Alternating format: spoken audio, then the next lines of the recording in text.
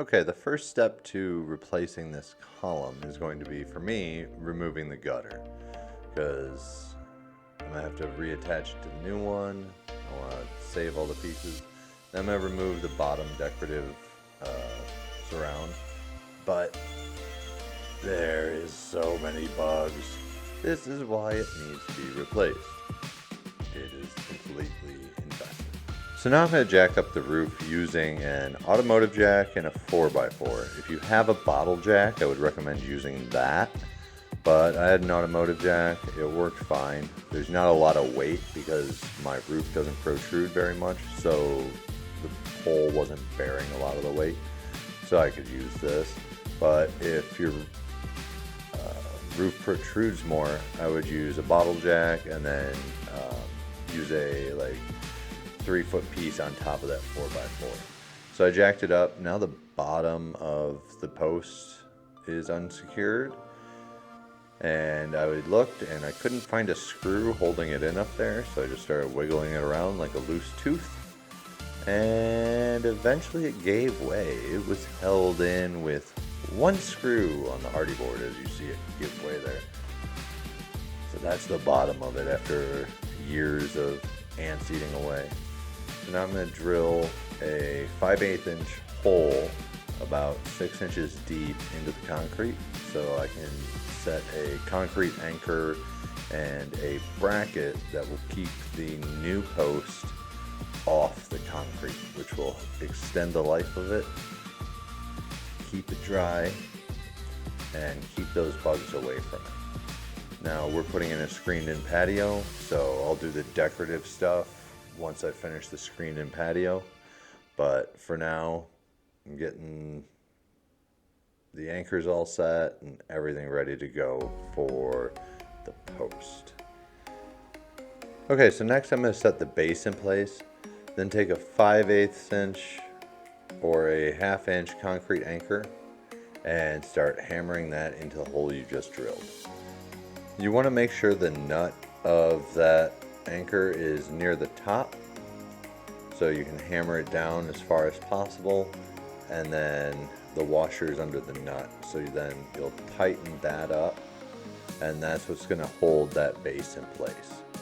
Now the concrete bit that I bought was a little too short for the anchor. After I drilled the hole, I compared them in the store, they looked fine. I should have gotten a bigger bit.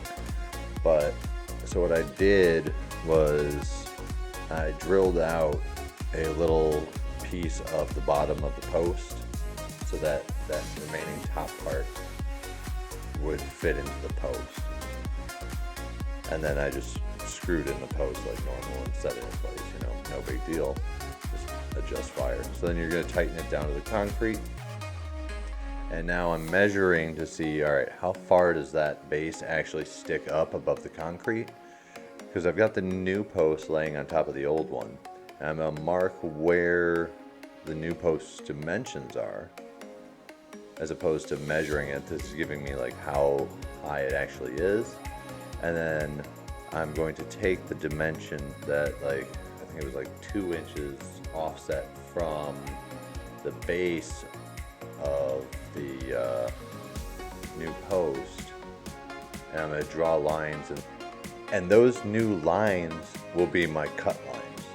So because of that base that I anchored to the concrete, it's going to be a little shorter than the old post was.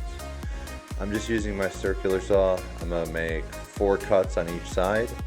Just go across, flip it, cut it, and there'll be a slightly little bit left in the middle.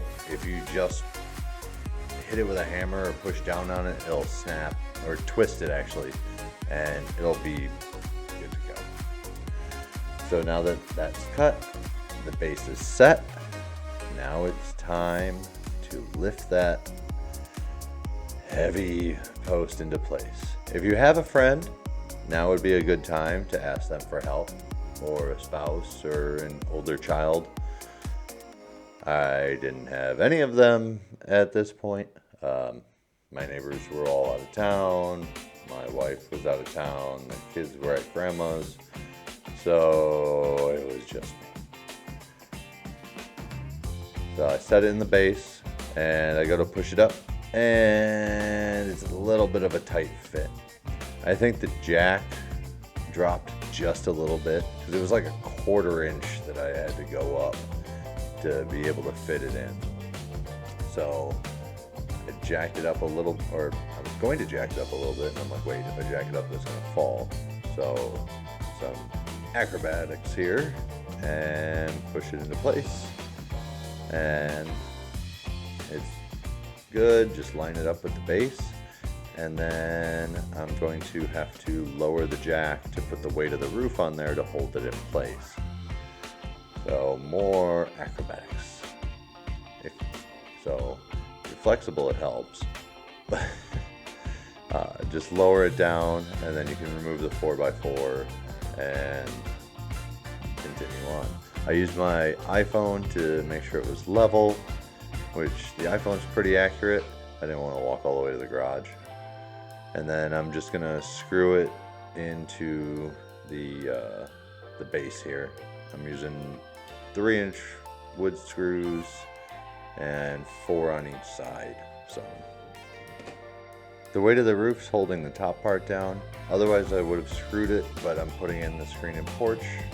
So if it wasn't for the screen and porch, I would have anchored it directly to the top. The way I'm building the porch, I'll do that when I do that.